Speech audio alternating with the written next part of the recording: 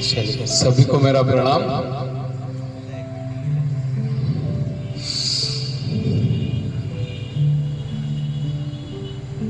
जो रिश्ते हैं वो किताबों की तरह होते हैं और गलतियां पन्नों की तरह होती है। जीवन में कभी भी आपसे अगर कोई गलती हो जाए तो उस एक पन्ने को फाड़कर फेंक दीजिएगा, पर उस एक पन्ने के चक्कर में पूरी किताब मत खो दीजिएगा। कई बार हमारे साथ ऐसा होता है कि हम एक गलती के चक्कर में उस गलती को तो नहीं हटाने की कोशिश करते हैं, पूरे रिश्ते को ही खत्म कर देते हैं। एक बहुत सुंदर कहानी, छोटी सी कहानी। एक छोटा सा गांव होता है, वहां पर एक बहुत गरीब परिवार रहता है। उसमें माता पिता और उनकी एक छोटी बच्ची रहती है। काफी गरीबी में उनकी गुजर बसर चल रही होती है।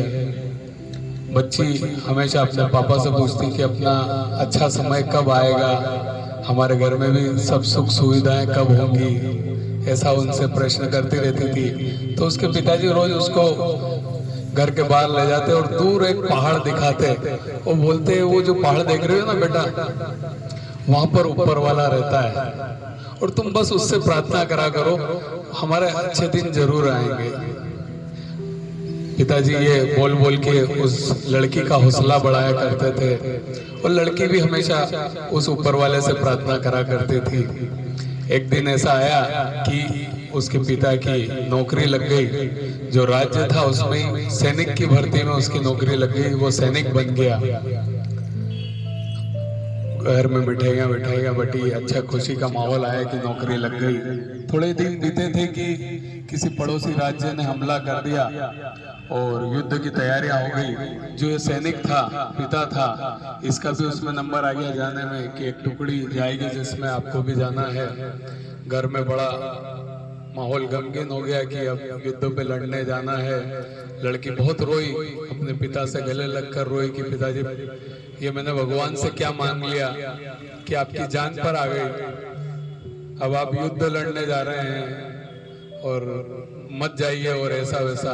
पिता कहते हैं कि देख बेटा, अपने राज्य के लिए, अपने देश के लिए मरना तो एक बहुत बड़ी बात होती है। ये ऐसा वैसा समझा के जैसे तैसे अपने घर वालों का प्यार हासिल करके वो जाने की तैयारी करते हैं। तो उसकी बच्ची बोलती है, तो एक काम कीजिएगा पिताजी, मेरी एक चिट्ठी है, जब आप ऊपर वहां पहाड़ों पे जाएंगे तो वहां जहाँ ऊपर वाला रहता है, ये चिट्ठी मेरी उस ऊपर वाले को दे देना, ठीक है।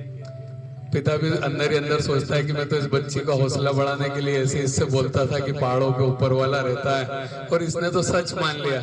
ठीक है, वो उसकी चिट्ठी रख लेते हैं और अपनी जो टुकड़ी रहती है उस के साथ निकल जाते हैं, पहाड़ों पे चढ़ाई करते हैं। उनके राज्य की सीमा खत्म होने वाली होती है, सरहद पर वो आ जाते हैं।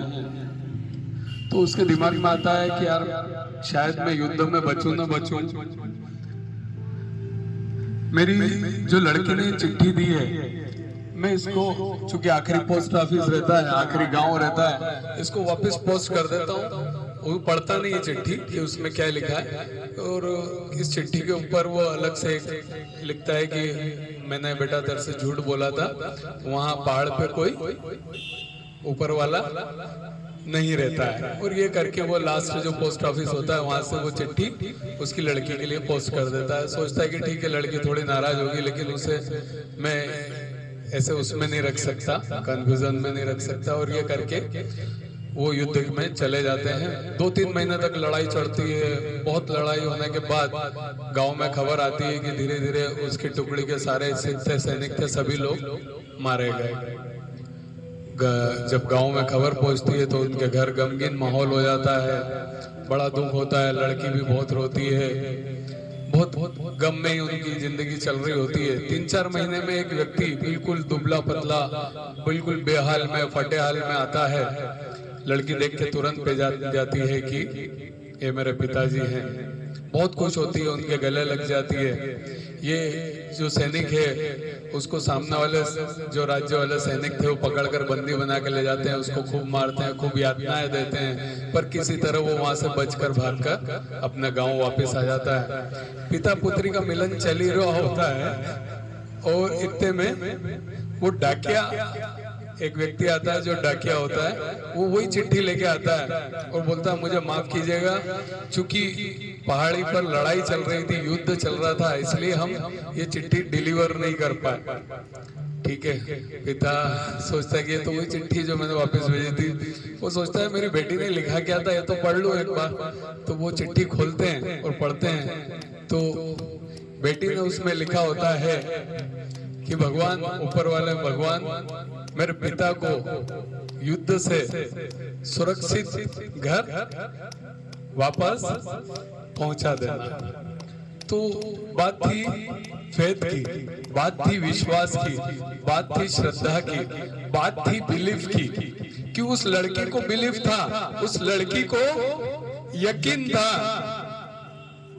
कि पहाड़ी पर ऊपर वाला रहता है। तो जब हमारे अंदर श्रद्धा, भाव, बिलीफ, यकीन अगर है तो हमारी दुआ जरूर कबूल होती है।